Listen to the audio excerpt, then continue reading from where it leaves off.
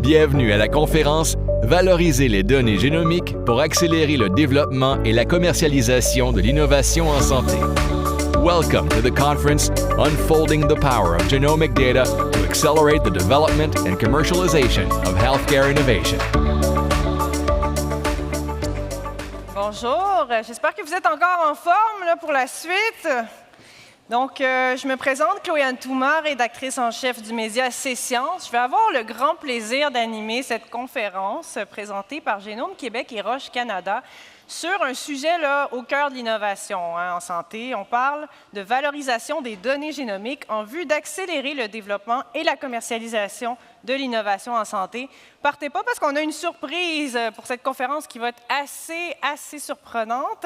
Mais sans plus tarder, je vous présente déjà nos panélistes ici. Donc, on a Vincent Mouzère, directeur de la chaire d'excellence en recherche du Canada en médecine génomique à l'Université McGill et pionnier du développement de nouveaux traitements ciblés à l'aide de données génomiques. Bonjour Vincent, merci d'être là. Oui, on peut applaudir, c'est vrai. Merci, bonjour. Bravo. Joanne Tremblay, qui est chercheur au Centre de recherche du CHUM et professeure au département de médecine de l'Université de Montréal et cofondatrice de la société Optiterra. Hein, quand même. Beaucoup. Bonjour. Merci d'être là. Et Nardine Nakhla, directrice technique et cofondatrice de Simunome AI, une start-up qui génère des modèles de maladies dits in silico pour capturer avec précision les processus physiologiques et mieux prédire la probabilité de succès d'un médicament. Donc, merci à vous trois. Et là, vous êtes tous docteurs, PhD, mais si vous le voulez, on va mettre ça un peu de côté, puis on va apprendre à se connaître. On va passer la prochaine heure ensemble. Donc, je vais vous appeler par vos prénoms, si ça vous va. Et là, c'est une première, hein, parce que cette conférence-là, vous le savez peut-être pas, mais on l'a fait en simultané avec la France. Donc, on se connecte avec Lyon, mon collègue Philippe Régnoux, qui est directeur de publication chez C-Sciences. Salut Philippe, ça va de ton côté? Eh ben, salut Chloé-Anne, je vois qu'il y a une énergie qui est très forte, en tout cas tu amènes l'énergie. C'est formidable de vous rencontrer à distance, effectivement. Ouais.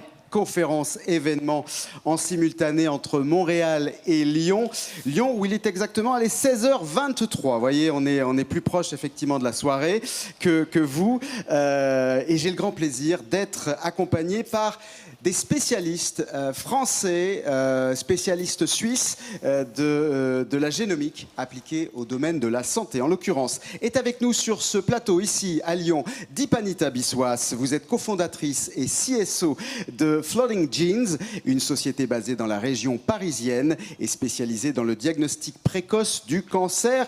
Si ça ne dérange pas notre collègue et vous également de l'autre côté, Dipanita s'exprimera en anglais. Merci d'être avec nous. À vos côtés, Olivier Michelin, professeur à l'Université de Genève, il nous vient donc de Suisse, Olivier, et chercheur spécialisé en oncologie de précision, auteur de très nombreux articles devenus des références dans le domaine sur le plan international. Merci d'être avec nous, Olivier. Merci. Alors, on aurait dû être trois, mais ça arrive évidemment en France, hein, peut-être chez vous aussi, au Canada. Des fois, les trains, ça n'arrive pas à Lyon. Alors voilà, Jean-Yves Blais, qui est le directeur général du centre Léon Bérard, qui est un hôpital très réputé en cancérologie ici à Lyon, malheureusement ne sera pas avec nous. Il sera avec nous par la pensée. Donc voilà, on sera trois ici dans les studios, mais sans lui. Bref, quand même, du beau monde de ce côté-ci de l'Atlantique pour nourrir une discussion qui, je l'espère, à 6000 km, c'est ça, environ de distance, va être enrichissante et, osons le terme, effervescente, c'est ça? Allez, on y va. Puis justement, l'effervescence, je sais comment ça agit sur toi. Fait que fais-moi pas des oreilles de lapin. Je te vois pas. Je suis désavantagée. Là, je vois pas ce que tu fais derrière moi. Pas de souci, on va se tenir tranquille, très tranquille. Et pour entrer dans le vif du sujet, là, si tu le veux bien, moi, j'aimerais ça qu'on commence avec Vincent. Ça va tomber sur vous, cette question-là. Vous savez de quoi, où je m'en viens là, avec ça, là, mais il y en a qui vont peut-être pas se l'avouer, mais on aimerait ça avoir un petit rappel hein, de la génomique, en fait. Ça mange quoi en hiver? Pour les Français, en gros, je demande ce que c'est que la génomique. Et puis, quelles sont ses applications concrètes, là, Vincent? Là? Alors j'en parle très volontiers, mais d'abord j'aimerais remercier Génome Québec, j'aimerais remercier Roche aussi, j'aimerais saluer Lyon et les amis de Lyon, c'est formidable d'être ensemble, donc ça fait très plaisir. On a le temps pour les remerciements vu qu'il manque un invité, fait que je vous laisse aller, pas de souci. Voilà, la génomique, tout le monde en parle, qu'est-ce que c'est la génomique? C'est la science du génome. Le génome c'est quoi? Le génome c'est le livre de la vie, et je vais reprendre cette analogie plusieurs fois. C'est un livre qui est stocké, si vous voulez, dans la bibliothèque. La bibliothèque, c'est le noyau de la cellule. Toutes nos cellules ont ce livre-là. C'est un livre qui est caractérisé par 46 chapitres, 23 chapitres qu'on hérite de la part de notre père, 23 chapitres de la part de notre mère.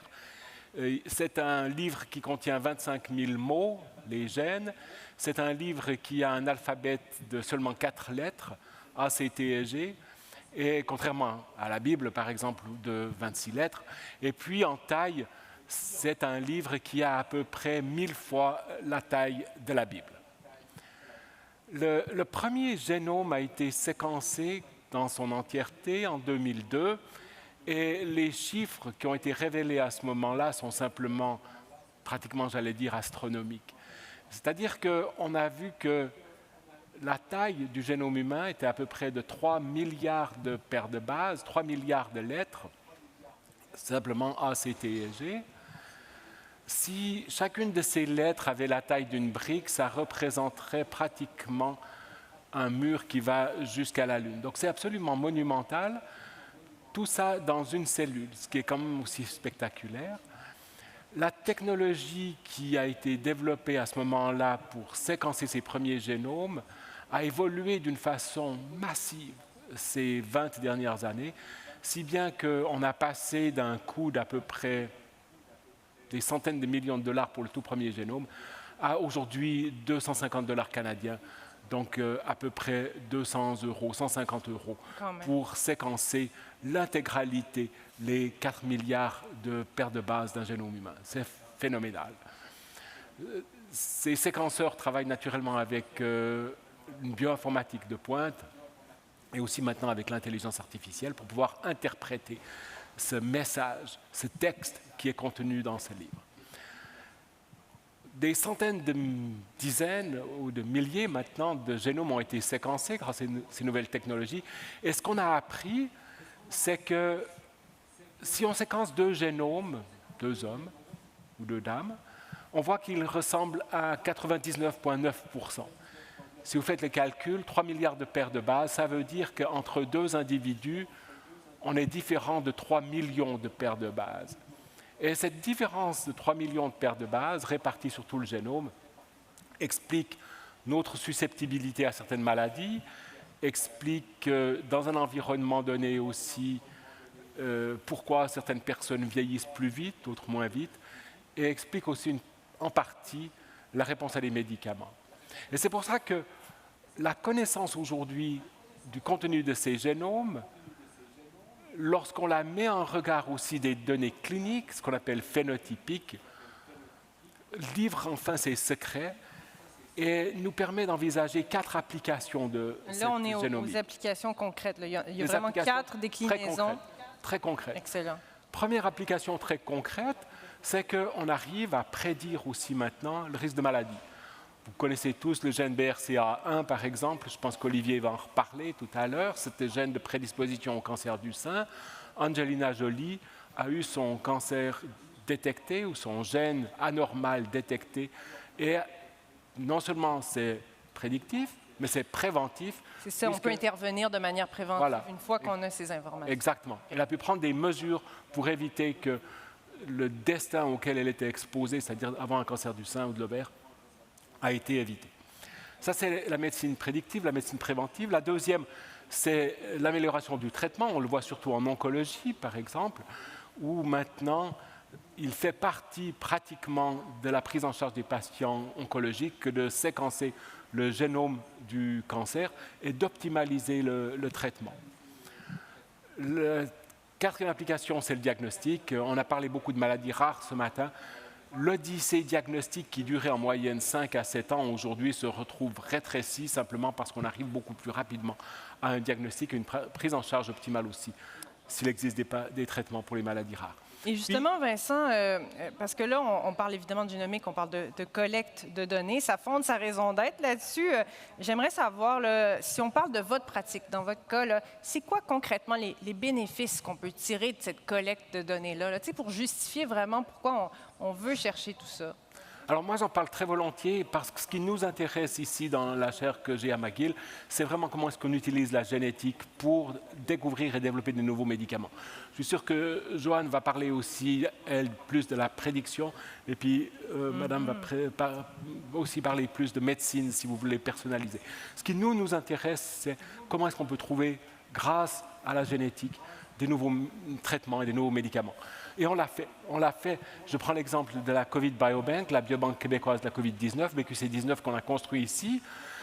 Ça nous a permis, le fait de recruter 6 000 patients, d'avoir, grâce à Génome Québec et à d'autres institutions, le séquençage de ces 6 000 patients, le génome complet.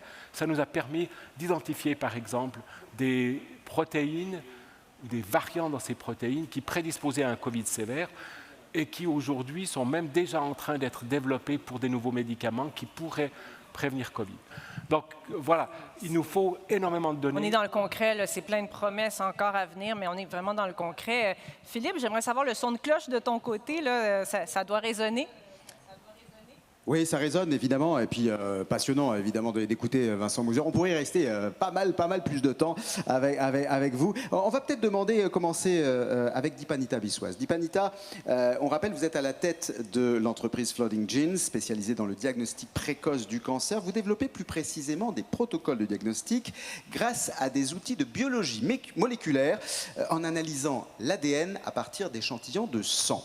Vous travaillez actuellement sur des séquences qu'on appelle synthétiques, c'est-à-dire ce n'est pas forcément des données cliniques, des données patients, mais vous envisagez de passer dès cette année à des tests cliniques et donc de générer des données à partir justement de vrais patients, on va les appeler comme ça.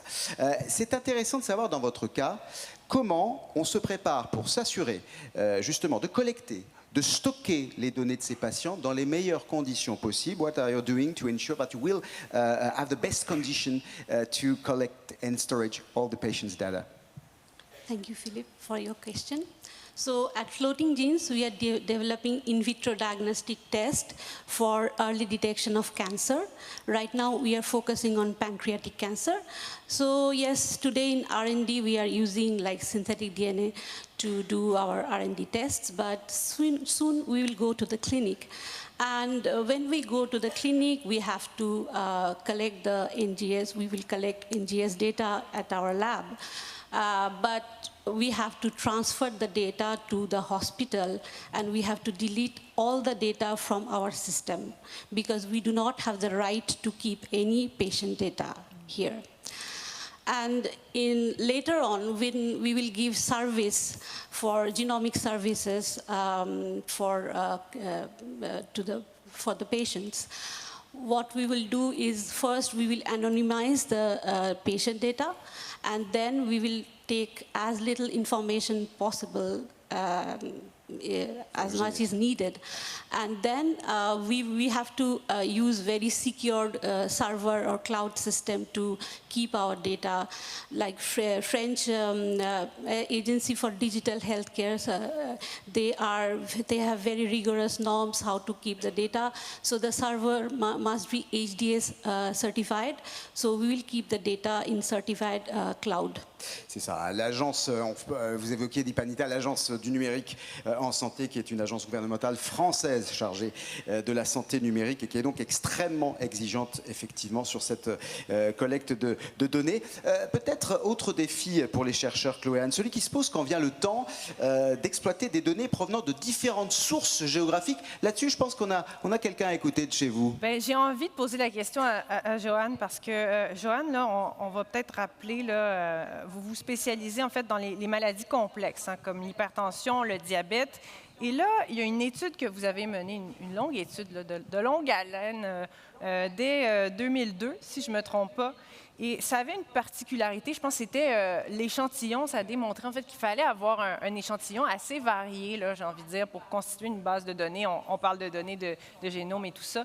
Et là, vous aviez des échantillons étudiés en simultané, issus de plusieurs pays, plusieurs continents. Donc, ça, j'imagine que c'est important de constituer ce genre d'avoir une étude, on dit multicentrique, justement, avec un tel échantillon. Donc, pourquoi c'est important et c'est quoi les défis là, en termes de génotypage? Là? J'imagine que ça a évolué depuis, mais si vous voulez peut-être nous faire un portrait de tout ça, là, pour ceux qui nous écoutent.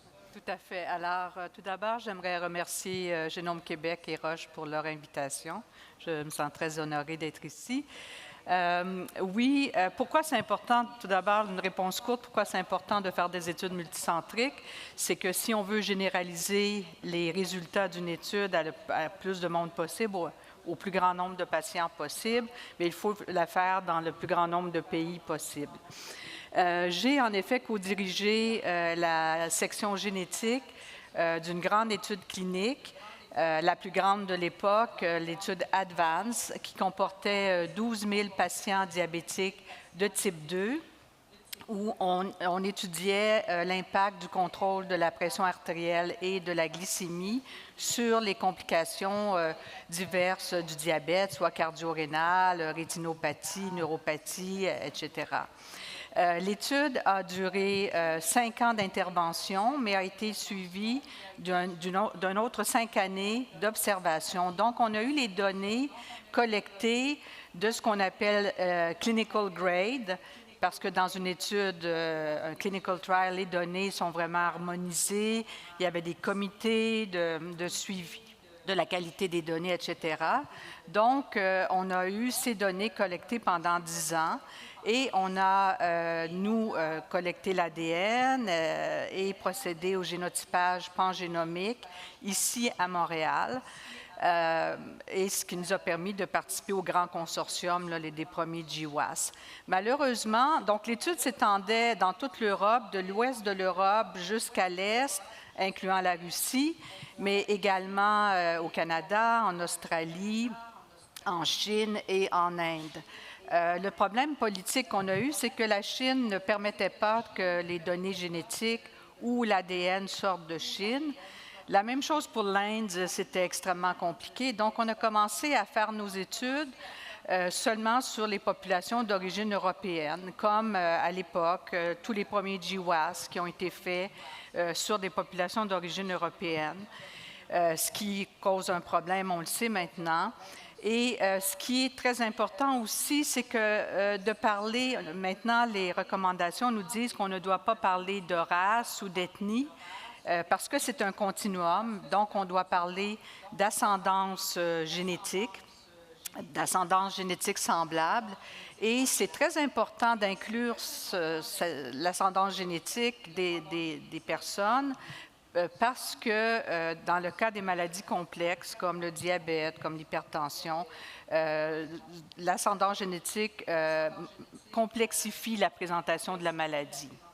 Ça, puis il y a souvent un enjeu aussi quand on veut faire publier une recherche. Si on n'a pas un échantillon comme ça, je pense que des fois, on nous met des bâtons dans les roues. Donc, c'est quand même assez... il y a beaucoup de défis, puis d'uniformiser tout ça, là, on comprend que c'est quand même... c'est un enjeu, là. On a parlé évidemment de données, d'avoir des données diversifiées, de constituer son échantillon et sa base de données.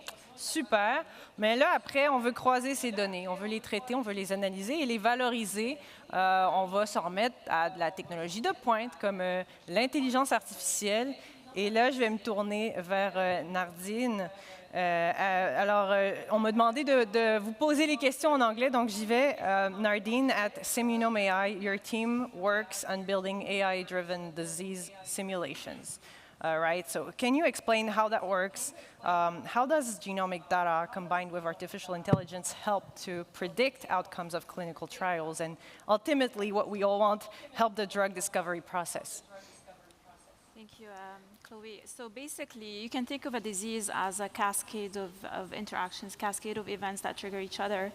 And those entities that interact in the cell or in the body are genes, proteins, RNA transcripts.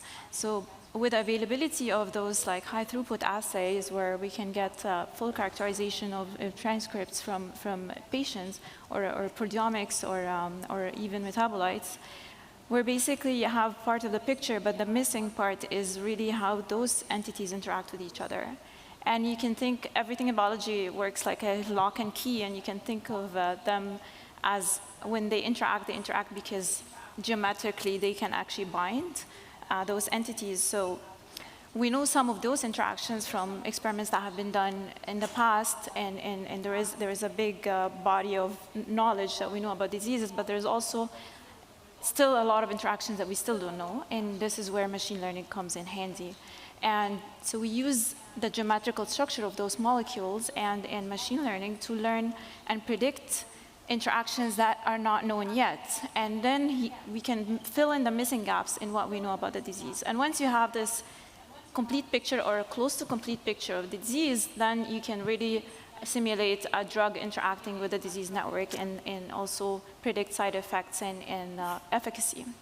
Another way you can use machine learning is when we build those graphs per patient, because we have those patient samples, we have, again, the characterization of metabolomics and proteomics and transcriptomics. When we build those per patient graphs, we are able to extract signatures that can predict, one, is the disease state, which helps us find biomarkers for identifying healthy versus diseased or different states of the disease progression, or it can help us find the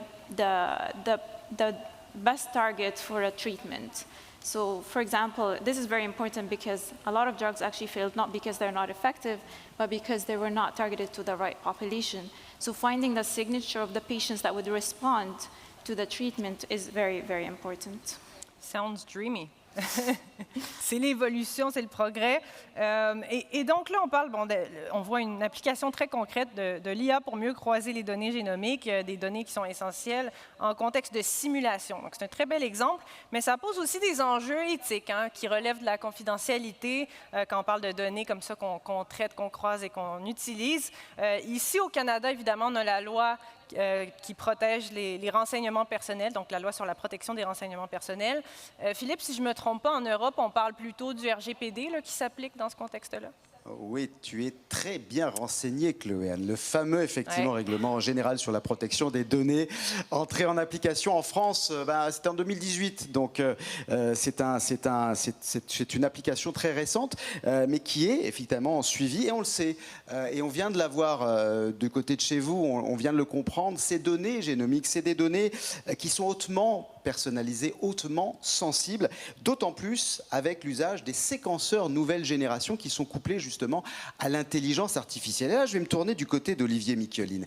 Olivier, vous êtes bien placé pour le savoir puisque vous êtes chercheur, donc, on le rappelle, spécialisé en oncologie de précision à l'Université de Genève. Est-ce que vous, ces séquenceurs nouvelle génération, vous les utilisez? Si oui, comment? Alors oui, absolument. Pour nous, comme on l'a vu dans le diabète, dans d'autres illustrations, le cancer est une maladie des gènes.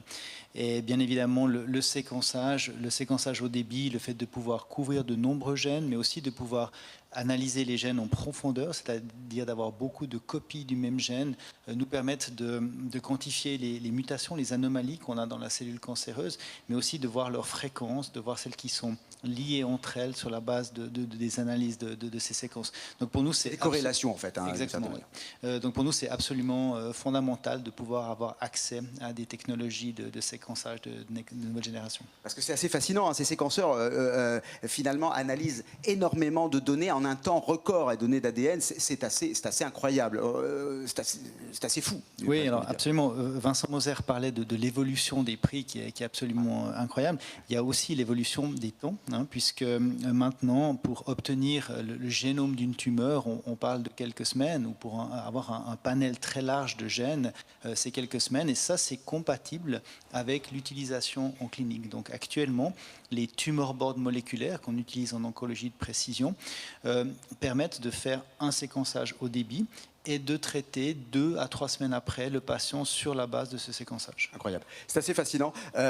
Justement, on évoquait le RGPD. Alors, on précise tout de suite, hein, le RGPD, peut-être pour nos amis canadiens, il ne s'applique pas en Suisse, tout simplement parce que la Suisse, ça ne vous aura pas échappé, ne fait pas partie de l'Union européenne. En Suisse, vous mettez en place chez vous quel type de mesures, justement, qui permettent de garantir une sécurité, une confidentialité la plus optimale, justement, des données qui sont récupérées?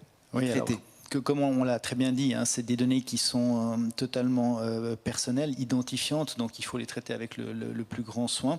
Alors la Suisse, effectivement, ne fait pas partie de l'espace EU et donc a des lois propres, mais qui finalement sont très proches de ce qui se passe au niveau du GDPR en anglais.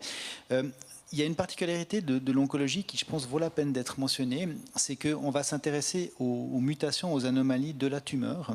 Et c'est probablement plus important que les modifications du génome du patient lui-même. Et en ce sens, ces données donnent moins d'informations sur l'origine du patient, sur sa famille. Sur son identité propre, voilà. Finalement. Mais il ne reste pas moins que ce sont des données extrêmement sensibles et que tous les critères de sécurité sont les mêmes en Suisse que ceux qu'on connaît en Europe. Et doivent être appliqués, évidemment. On constate donc, le rôle des données génomiques est ô combien précieux pour la médecine de précision, mais, défi important dont il faut tenir compte en matière de collecte, de stockage et de confidentialité.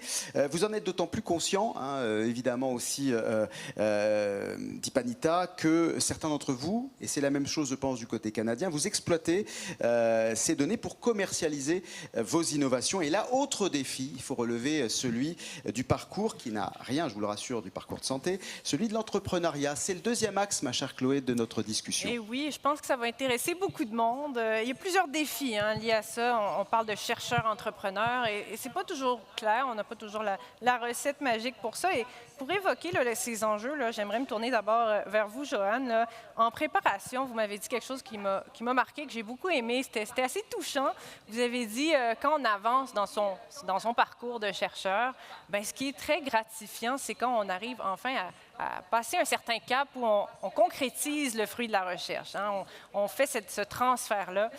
Et vous réussissez à le faire. Vous faites ce transfert de la recherche à la commercialisation. C'est quoi les clés? Comment vous faites? Je pense que ça prend beaucoup de volonté et peut-être un petit peu de naïveté parce que il y a beaucoup de défis de passer, en effet. On sourit et on rit ici. Oui, c'est ça. Pour un chercheur universitaire, de passer de la recherche fondamentale à la commercialisation.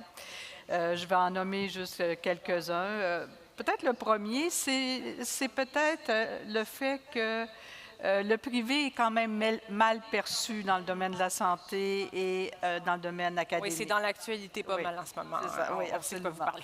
Ensuite, en fait, c'est plus facile d'avoir des subventions quand on est au niveau taux de la R&D. C'est beaucoup plus difficile vers la fin. Quand on est rendu à la commercialisation d'une innovation. Il existe des programmes comme le programme Paris du NSERC ou encore le programme GAP de Génome Canada, Génome Québec, que peu connaissent, mais qui permet en effet, quand on arrive vers la fin d'une innovation en génomique, de financer les dernières étapes, soit d'aller pour l'approbation par Santé Canada et autres, les brevets, etc. Donc, c'est un programme très important et nous en bénéficions. Les autres enjeux, bien entendu, sont des enjeux qu'au Canada, particulièrement, le marché canadien pour les innovations est petit.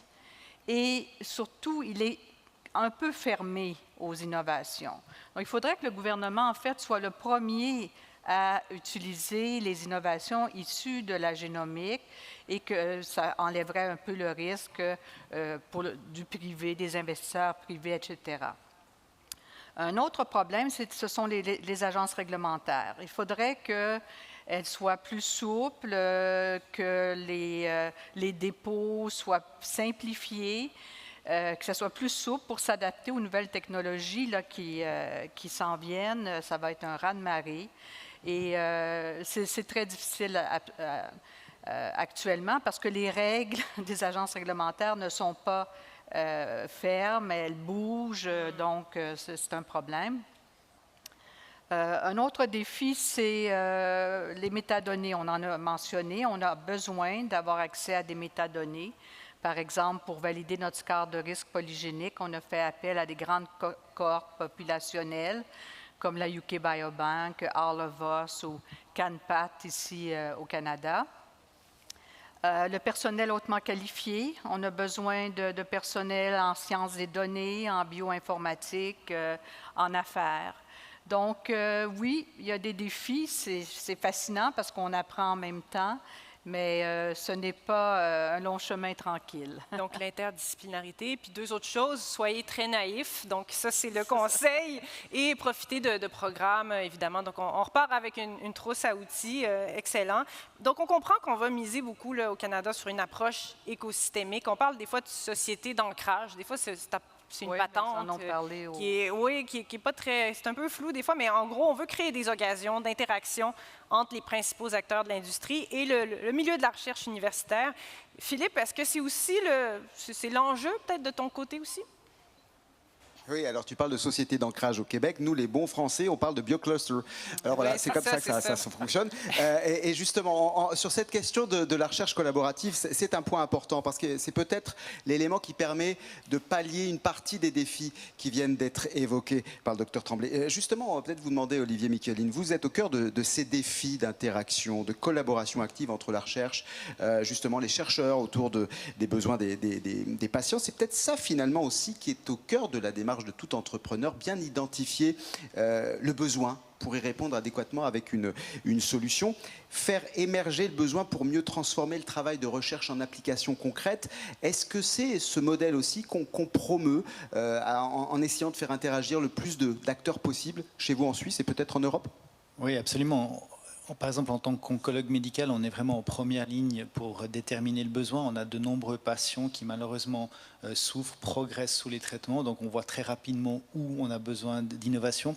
Et je dirais, notre rôle en tant qu'académique, c'est bien sûr de faire de la recherche, d'essayer de trouver des nouveaux mécanismes, de peut-être donner le mouvement initial pour la création d'une start-up, mais aussi très important de ne pas se précipiter dans la publication qui va peut-être invalider un brevet. Donc en fait, il faut que les académiciens soient très prudents pour, dès le début, protéger l'idée, l'IP, pour qu'ensuite ça puisse être repris par des sociétés, parce qu'évidemment que le pire des scénarios est qu'une nouvelle stratégie fasse son coming out au niveau académique, mais par contre que ça empêche ensuite la reprise par des sociétés. Donc là, je pense qu'on a un rôle à jouer, à être très prudent et à déposer les brevets nécessaires. Ne pas brûler les étapes. Dipanita Biswas avec Flooding Gens, est-ce que vous avez, vous aussi, élaboré vos solutions de tests diagnostiques, justement en collaboration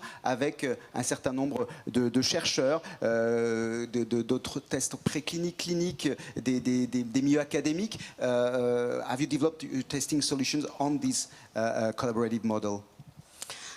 Yes, Philippe. So actually, it's the clinician who told us that we should work on pancreatic cancer when they heard about our solution, because the pancreatic cancer will be the second cause of death, cancer-related death in 2030.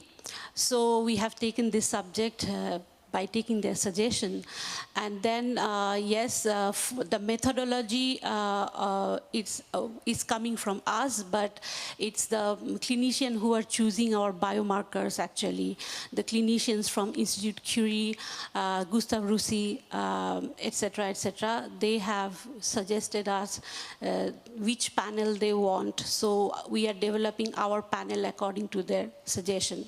So yes, it is a collaborative model that is working. Et on écoutait à l'instant, on va rester quelques petites minutes, on ne va pas vous prendre trop de temps au Canada, mais je suis curieux de savoir, on évoquait avec le Dr Tremblay les défis. Pour vous, à l'inverse, ce qui a permis à votre entreprise de se développer, the key factor, c'était quoi? Le financement, financing ou le support? In fact, my problem is that the project is not coming from an academic lab. It's me who has thought about this innovative method for detection of cancer. So it's Genopole. I'll give the first credit to Genopole, who have selected my project and given me the opportunity to do my proof of concept over there. So then after the proof of concept, I could register the company, and then we have got a lot of financing from BPI Fonds, and then from the state of France, iLab, and from European Union also Women Tech EU, and from Business Angel, of course. And then we have got a lot of mentoring associations like Wilco, Raison Entreprendre, and for health-related biotech, it's Paris Biotech Santé. So we are in the middle of accompagnement and also finance. The strength of the network. C'est là la force du réseau que vous êtes en train de décrire. Mais justement, j'imagine qu'au Canada, c'est un peu pareil. Chloé, on parle ici de soutien financier. On pourrait parler aussi du soutien en formation, l'accompagnement. Est-ce que c'est là aussi la clé, le facteur numéro 1 chez vous? C'est sûr qu'on va y venir à l'accompagnement, mais j'ai envie de savoir aussi parce que, on parle aussi d'investissement quand on parle d'affaires. Puis il faut vendre son projet aussi dans l'absolu. Donc, Vincent, oui. là, évidemment, on mise beaucoup depuis longtemps sur l'expérimentation animale. Et là, l'idée, c'est d'un peu d'optimiser, moderniser, puis de moins en dépendre avec la génomique notamment. Donc, on connaît aussi les défis actuels liés au vieillissement de la population. On sait qu'il y a des troubles cognitifs qui vont émerger de plus en plus, des COC qui vont émerger. Donc, il faut vite des traitements ciblés qu'on développe rapidement, mais le problème, c'est que c'est coûteux et que c'est long. Donc, comment là, la génétique va vraiment intervenir pour aider l'industrie pharmaceutique à faire face à ces défis-là, les relever là, concrètement? Oui, merci Chloé. La première chose, c'est qu'on a besoin de nouveaux médicaments, ça ne fait pas de doute. On a encore des maladies neurodégénératives, COPD, on a le cancer, etc., qui absolument ont besoin de nouveaux traitements. Je pense qu'il est vrai que le modèle pharma qui a été assez successful ces dernières années doit être revisité probablement pour réduire les coûts, augmenter la probabilité de succès des médicaments. Et là, je dois dire que la génétique a apporté quelque chose dans le sens que la génétique, par définition, offre des réponses qui sont liées à l'homme et non pas à l'animal. Et c'est pour ça qu'on dit qu'un médicament qui cible une protéine pour laquelle il y a déjà des données génétiques a 2 fois plus de chances d'arriver sur le marché qu'un médicament qui n'a pas de support génétique. La deuxième chose, c'est que pour toute cette médecine de précision, que ce soit du point de vue diagnostique ou thérapeutique, on a absolument besoin de l'industrie. Sans industrie, on peut oublier la médecine de précision, simplement parce que c'est l'industrie qui développe les tests diagnostiques et qui va les commercialiser. C'est l'industrie qui développe et commercialise aussi les médicaments. Troisième chose, il faut énormément de patience. On a revu ce sujet-là récemment.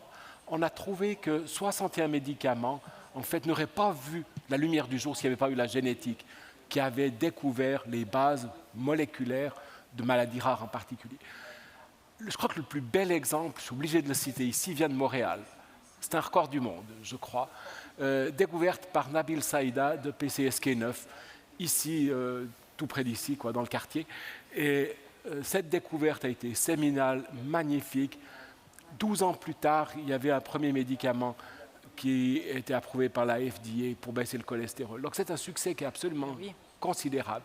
Mais en moyenne, on a trouvé que la découverte du gène et l'approbation par la FDA du médicament, 25 ans en moyenne. 25 ans. 25 ans, c'est plus long que toutes les vues du meilleur politicien du monde. Ils voient à 4 ans, à 5 ans pour la réélection. Là, on doit voir 25 ans ce qui doit se passer à l'avance. C'est un défi considérable, des risques considérables. Toute information, notamment génétique, qui pourrait réduire ce risque est bienvenue. Mais là, on voit, ça répond un peu à ma question qui est un peu naïve, là, qui s'en vient, où je fais un peu l'avocate du diable, mais on entend ça, puis bon, c'est sûr que c'est merveilleux. Mais des fois, on se dit, bon, oui, on veut faire tout ça, la génomique va beaucoup aider, on entend que ça va optimiser beaucoup de choses, mais quand on entend aussi toutes les technologies de pointe que ça prend pour croiser les données, on se dit, bien, c'est beaucoup d'investissement. Comment on fait pour financer toute cette innovation-là, là? Oui. Et c'est pour ça, et le point d'Olivier était bien pris aussi, il faut protéger ces découvertes. il faut s'assurer aussi que les partenariats entre l'industrie et l'académie soient bien structurés. En fait, pour ma part, si j'ose citer ma petite carrière, c'est après avoir fait des découvertes génétiques que je me suis dit, mais si on veut convertir ça en médicaments, il faut aller dans l'industrie. Je suis parti dans l'industrie, je voulais y partir 3 ans, je suis resté 10 ans à Philadelphie chez Glaxo. Effectivement, et puis ça m'amène à ma prochaine question, parce que ça, c'est un défi de manière généralisée, transversale en recherche. Est-ce qu'on veut protéger davantage, je sais qu'au Canada, on le fait peut-être pas tout le temps, mais protéger davantage notre propriété intellectuelle comme chercheur. En même temps, on renforce beaucoup la culture des sciences de données ouvertes. Donc, Nardine, I know you're dealing with that right now. So how do you deal with how do you find the right balance between, pushing for more patents, protecting your intellectual propriety, and actually pushing for even more open science? How do you find the right balance in between? Yeah, I think balance is the right word, but it is a challenge that we're facing right now. So we have benefited a great deal from open science. Like, we built our MVP using public data. We built our validation studies using data that other people worked on and shared. So part of our mission is to really also pay back and contribute to open science, and that's why we go to conferences, we present, we're working on publishing a journal publications right now. So this is part of our strategy. But on the other hand, we are also working on patenting our processes that are not necessarily of benefit to the public, but of benefit for business continuation and in protecting our intellectual property. In general, patenting software is tricky. You have to have a really unique process to be able to patent it and actually protect what you have. So it depends on the case. Like, there is always every situation is different, and there is always the balance between visibility and protection. So I would say, patent part, but also publish part of what you're doing, because this is where we could, at least as Simeonome, find the balance. And Nardine, is it true that patenting, when it comes to artificial intelligence, is more difficult? Like, some folks would say, the algorithm is hard to patent. Exactly. Is that true? Yeah. So this is why in software in general, you agree. can't patent lines of code because you can't really protect that. Anyone can do the same thing by changing something, so it's not a real protection. But that's why the process is more important. So if you have a unique process, then you can patent your process, not really your lines of code. And that's the solution we found best for our case. Philippe, de ton côté, ça dit quoi sur les brevets? Alors, sur les brevets, justement, on va peut-être poser la question à Dipanita Biswas. Alors, Dipanita, pour le coup, c'est pas tant un enjeu de protection des données, mais plus en termes de brevets basés sur la méthodologie que vous appliquez de séquençage. En 2 mots, très rapidement, expliquez-nous cela. Comment vous fonctionnez, comment ça se protège de votre bord? Yes, Philippe. So for us, the patient data is not needed for our patents, because our patents are methodology, different steps to make a process. So we have to have some experimental results, not necessarily a patient data. So, but we wanted to put some patient data. We discussed with the clinicians, but they did not allow us to put any patient's data in our patent, because the question comes, who owns the data? The company, the hospital, or the patient? C'est la grande question. Mais vous allez, vous, dans un proche avenir, traiter justement, exploiter des données qui seront issues de vos propres recherches cliniques, des données génomiques qui, si elles étaient accessibles au plus grand nombre de chercheurs, permettraient, selon certains experts, de faire avancer la recherche dans le domaine. Fameuse données ouvertes. Cet accès ouvert, y seriez-vous vous-même favorable pour vos propres données? Would you be in favor of that? For me, it might be a bit complicated for a private company to open the access of the data, because But the researchers who will work very closely with us and collaborate and develop something with us, probably we can give access to the data in a very restricted and secured manner. But I mean, how we will open the data, this is not only me who will take this decision. Probably others will be taking the decisions with me. So I cannot answer this question very concretely that we will open the data. C'est aussi vos sentiments, Olivier Micheline, justement, pour la recherche, pour le cancer en particulier. Il est clé, cet accès aux données ouvertes? Alors absolument, je pense que tous ces efforts de base de données internationales, d'open access, de data sharing, je pense qu'a eu un impact extrêmement important sur la rapidité avec laquelle on peut faire de la recherche. Notre politique à nous, c'est de mettre tout ce qui est possible dans l'accès libre. Je pense que c'est une priorité absolue, avec bien sûr des modulations en fonction du potentiel de développement pour des médicaments, où là bien sûr le fait de protéger est en fait en faveur du patient, puisque in fine ça va permettre le développement de la molécule. Un accès à géométrie variable. On voit encore la sagesse, hein, sagesse toute suisse de Olivier Micheline. Merci Olivier. On comprend donc que la volonté des chercheurs, la tendance est favorable à un accès plus élargi aux données ouvertes en génomique pour améliorer justement l'efficacité de la recherche et des solutions thérapeutiques. Justement, troisième axe de notre discussion, comment améliorer l'intégration des données génomiques en milieu de soins. Chloé-Anne, c'est une problématique importante au Canada où on veut passer d'une médecine réactive à une médecine plus préventive, hein, c'est bien ça. Exact. Puis encore une fois, l'IA là-dedans, je me retourne vers vous, Nardine. As mentioned before, you use AI to develop disease models. That's how we call them. Once you have a disease model, how can it be used? How do you use it to validate certain pathways and targets? How do you make sure that engagement of the target has potential therapeutic benefits and that it's safe as well? Yeah, so basically, as I explained before, with the way we build disease models is using the multi-omics data, the collection of genomics and transcriptomics, and simulate the interactions between them. But once you have a target or a drug that has multiple targets, then you can activate and simulate the activation or the inhibition that drug has, the drug has as an effect on its target, and then we quantify the downstream effects. So for efficacy, we look at the downstream effects in the pathways that are related to the disease, so basically the intended effects, and we quantify those in relation to the disease endpoints to calculate a score or efficacy for this target or multiple targets.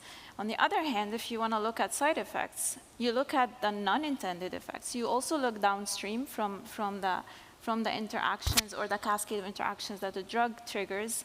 But you look at the other pathways that are not related to disease progression, and here we can give a probability or quantify the potential of this drug causing different side effects or off-target effects if the patient takes that drug.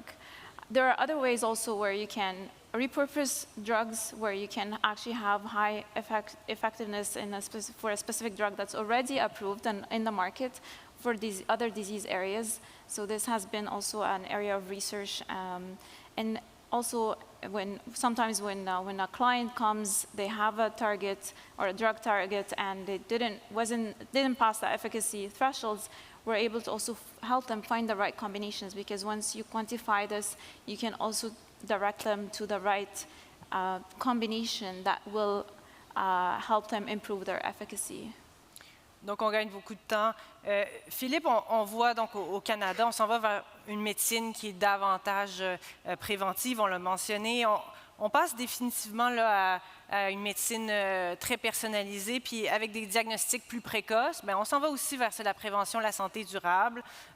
Et ça indique de collecter les données sur le génome entier ou sur les génotypes des patients pour développer des médicaments ciblés. Donc, c'est ça l'enjeu. En France, en Europe, c'est également le cas, j'imagine.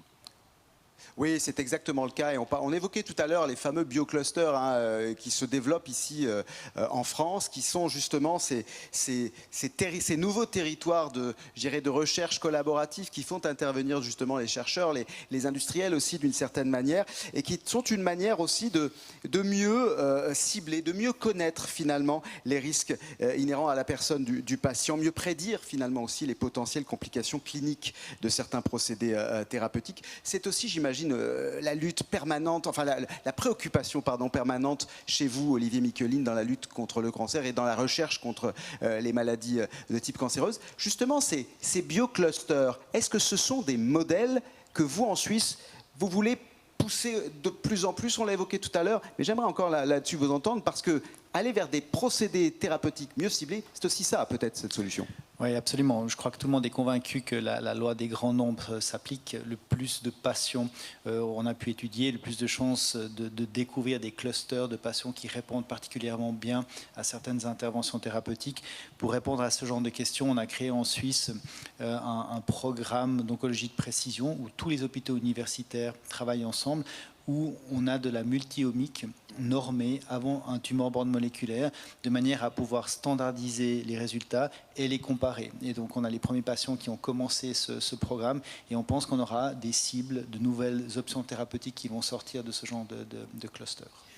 Justement, Chloé-Anne, et là je rebondis, je te rends à nouveau la perche, je te tends la perche. Justement, ces bioclusters au Canada, est-ce que c'est un modèle là aussi qui est tendance à se développer? On parlait tout à l'heure de société d'ancrage. On aimerait en entendre un petit peu plus là-dessus. Ben oui, j'ai envie de lancer la balle que tu m'as lancée. Je la lance à Vincent parce que j'aimerais savoir. On rend. Ben c'est ça, Vincent, il l'attrape. Il est prêt, là. Il est toujours prêt. Est-ce que c'est très olympique, hein? Oui, c'est ça. C'est dans le temps, c'est à propos. Les investissements au Canada, on parlait de ces écosystèmes de données fédérés en santé, est-ce que le funding, les investissements qu'il faut, est-ce qu'on les a au Canada? Est-ce qu'on fait les efforts?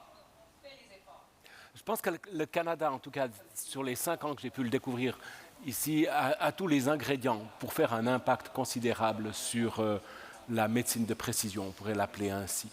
Il y a quand même 2-3 choses qui me semblent un peu manquer. Un, c'est quand même des données à très large échelle.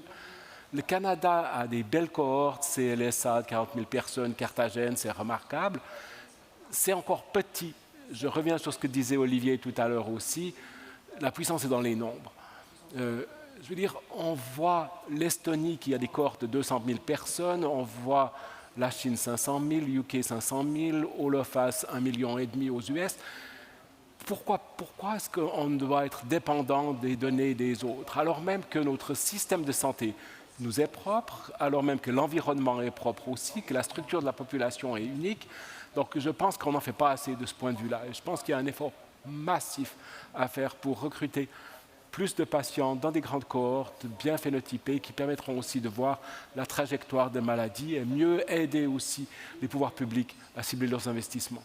Donc ça, c'est une chose. La deuxième chose, c'est qu'une fois qu'une découverte a été faite en génomique ou en multi-omique, on a effectivement des outils qu'on peut saluer. Ce matin, Monsieur le ministre Fitzgibbon a annoncé le soutien qu'on avait reçu de Roche, mais de CQDM aussi, à l'hôpital général juif pour lancer un nouveau programme de recherche sur les complications du diabète. Donc les programmes existent, et je les salue, mais je pense que le futur sera encore d'augmenter aussi ces partenariats avec l'industrie, de consolider ça. Encore une fois, c'est l'industrie qui fait le marketing et qui vend les tests diagnostiques, c'est l'industrie qui développe et vend les médicaments. Donc je pense qu'on a des opportunités extraordinaires, mais qu'elles sont encore sous-exploitées. Pourtant, ça vaut la peine d'investir là-dedans. Joanne, rien que si on prend dans votre pratique, là, on parle de complications cardiovasculaires et rénales qui sont des conséquences fréquentes du diabète. Donc, on se dit, elle est là la réponse. Si c'est coûteux pour le système, s'il y en a autant des cas là, comme ça, investir dans la recherche en amont, finalement, c'est peut-être bénéfique. Le rapport coût-bénéfice est intéressant à ce moment-là. Là. Oui, en fait, pour démontrer que ça peut être bénéfique, il faut partir d'un besoin non comblé, ce qu'on appelle unmet clinical need. Dans le cas des complications cardio-rénales du diabète, c'est en effet c'est un bel exemple parce que, d'une part, elles sont sévères, elles affectent de façon importante la qualité de vie des patients, elles sont très coûteuses à notre système de santé et, de façon encore plus importante, on peut les prévenir. Si on les prédit tôt, on peut les prévenir. Donc, predict to prevent s'applique très bien ici. Maintenant, il faut quand même le démontrer. Donc, il faut démontrer après la validité scientifique d'un test de prédiction, par exemple, il faut démontrer son utilité clinique. Alors, on doit passer à une autre étape qui est d'aller de développer une étude clinique pragmatique dans des conditions réelles de soins de santé, de voir est-ce que le résultat du test va modifier la façon dont les médecins et leurs patients vont réagir dans la prise en charge de leur maladie. L'autre étape importante, c'est de faire des études de coût-bénéfice. Alors, de démontrer en effet que cette nouvelle technologie-là, qui a été coûteuse à développer, va quand même sauver des sous à nos systèmes de santé. Et nous l'avons fait pour les complications cardio-rénales du diabète. Et nous avons démontré que si on utilisait le score de risque polygénique par rapport à le standard, là, qui est de suivre l'albuminurie ou le débit de filtration glomérulaire, on pouvait réduire les coûts au système de santé parce qu'on prévient la dialyse qui est très coûteuse, de 100 $ par année par patient. Donc, on pouvait reculer la période de besoin de dialyse et qu'on améliorait aussi la qualité de vie des patients, bien entendu. Donc, il faut démontrer l'utilité clinique dans des conditions réelles de soins et l'impact socio-économique d'une innovation. En tout cas, on démontre vraiment des retombées positives. Ça illustre bien, on a fait un portrait de tout ça, mais on remarque aussi qu'il y a des obstacles qui persistent tant au Canada que de votre côté en Europe, en France et tout ça. Et justement, là, ça nous amène à nous projeter dans l'axe 4 de discussion, où là, on va parler de l'avenir de la médecine génomique. Donc ça, on peut rêver, on n'a pas de contraintes, on y va avec lucidité, mais j'aime bien cet axe-là.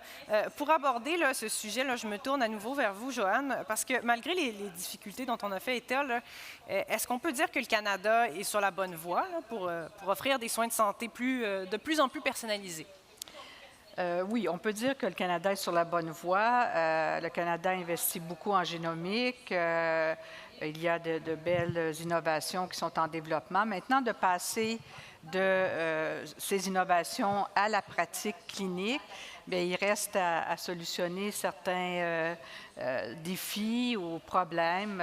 Il y en a plusieurs que je peux voir. J'ai mentionné, là, il y a juste 2 secondes, de démontrer. Donc, ça prend quand même des données probantes pour démontrer que l'innovation va être utile cliniquement, que les patients vont en bénéficier. Ensuite, on est quand même dans une situation où les revenus sont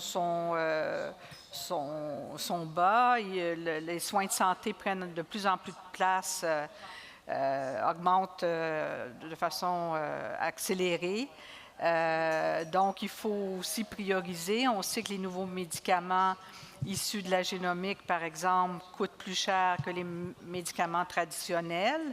Donc, il faut aussi prioriser, peut-être, comme vous avez dit, Vincent, qu'il faut cibler, en effet, mieux à qui on va administrer ces nouveaux médicaments. Il faut aussi former les patients parce qu'on parle de la médecine participative. Alors que les patients étaient très peu informés, ils vont devenir des acteurs importants dans la prestation de soins. Donc, former non seulement les professionnels de la santé, mais également les patients à cette nouvelle médecine génomique. Un point aussi très important, c'est la stigmatisation. J'ai parlé, on sait tous que les variants génétiques n'ont pas la même fréquence d'une ethnie à l'autre et ça peut affecter la réponse aux médicaments, ça peut affecter la fréquence d'une maladie, tout ça. Donc, il y aurait une tendance peut-être à stigmatiser certaines communautés. Donc, il faut avoir des balises, des règles contre non seulement la discrimination, mais également la stigmatisation. Donc, être plus sensibilisé, être Oui. mieux formé. Oui, ça doit résonner aussi de votre côté là, en France. Philippe, est-ce que c'est les mêmes préoccupations? On a envie de savoir. Je ne veux pas parler à la place de mes intervenants, mais j'imagine que oui. On va être très rapide parce que je vois que le temps est extrêmement... Il nous reste à peu près 2-3 minutes, même pas. Alors très rapidement, justement, l'avenir de cette médecine de précision, pour vous, Olivier Micqueline?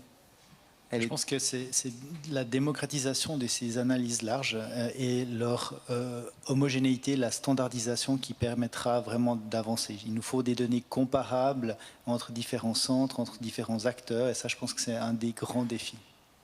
Pour vous, Dipanita, justement, cet avenir de la médecine de précision, elle est aussi dans ce que vient d'évoquer Olivier Micqueline? Justement, so I think we can take multiple data from a patient, like multi-omics data, because today we have all this DNA, RNA, miRNA methylation sequencing available, so we can collect multiple data points to have like each point we can have more confidence. So we are not moving towards complexity, but moving towards more confidence. More confidence. Ah ouais, c'est pas mal ça, effectivement. La complexité n'est peut-être pas de cet ordre-là. Tiens, on termine peut-être, si ça vous va, du côté canadien, sur la même question, une petite projection dans 10 ans. Boule de cristal. On fantasme quoi là, dans 10 ans? Tiens, Vincent, là, pour la génomique. Si seulement je savais lire le futur. Non, je pense que dans 10 ans, probablement qu'on ne sera pas loin d'avoir le profil génomique qui fera partie de notre dossier médical électronique. Je pense qu'on aura réglé pas mal de problèmes éthiques et légaux.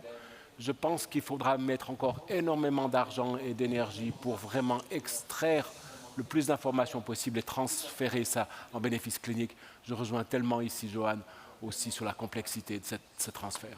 Oui, Joanne. En fait, si je peux rêver, avec l'intelligence artificielle, les masses de données qu'on collecte, les algorithmes de prédiction vont devenir de plus en plus performants. Donc, de passer d'une médecine réactive à une médecine préventive, c'est un peu le rêve. Le quantique aussi, on m'a dit, dans 5 ans, on va peut-être pouvoir simuler, faire des tests avec le quantique. Au lieu d'être in vitro, on va tester des médicaments, puis en avoir dans 5 ans probablement. C'est ça qu'on me donne. Je ne sais pas si ça résonne, là, si vous avez les mêmes... Nardine, what about you? What can we hope for 10 years from now? Well, 10 years is a very long time, especially with how quickly things advance nowadays. I hope in less than 10 years we can have a full simulation of a human subject where we can simulate the physiological processes, but down to every single molecular interaction. In this, we can run experiments on and we can run clinical trials on, and hopefully that, like one day, that becomes a standard in developing new drugs. Ben, c'est excellent, ça. Philippe, de ton côté, est-ce qu'on avait pas mal fait le tour? Oui. Alors, je pense qu'on a pas mal fait le tour. Hein. Je vois qu'on dépasse un tout petit peu. Et je sais que Olivier Micqueline en particulier doit nous quitter. Il a un train à prendre. Il y en a qui loupent les trains, il y en a qui ont des trains à prendre. Alors, on va le libérer. Je vais vous remercier, en tout cas, Dipanita Biswas, Olivier Micqueline, d'avoir été avec nous. On arrive donc au terme de cette discussion aussi passionnante que riche en perspectives. Trop court cette discussion. Me reste à vous remercier. Je rappelle, Dipanita Biswas, vous êtes cofondatrice et CSO de Flooding Genes. Et Olivier Micqueline, on remerciera aussi Jean-Yves Blé d'une autre manière. Vous êtes professeur à l'Université de Genève, chercheur spécialisé en oncologie de précision. On vous libère, Olivier, on vous libère. Merci à vous deux. On était donc en studio ici à Lyon et c'est à vous, Chloé Anne, qu'on va laisser le soin de conclure ce rendez-vous à Montréal devant ce magnifique parterre de participants pour l'événement Effervescence. Ce fut un plaisir d'être avec toi en simultané ici depuis Lyon et grâce à Génome Québec et à Roche Canada. Et puis, espérons-le, ce n'est qu'une première. Chiche, qu'on en fera d'autres. On va remettre ça. C'est toujours un plaisir pour moi aussi de te retrouver, Philippe.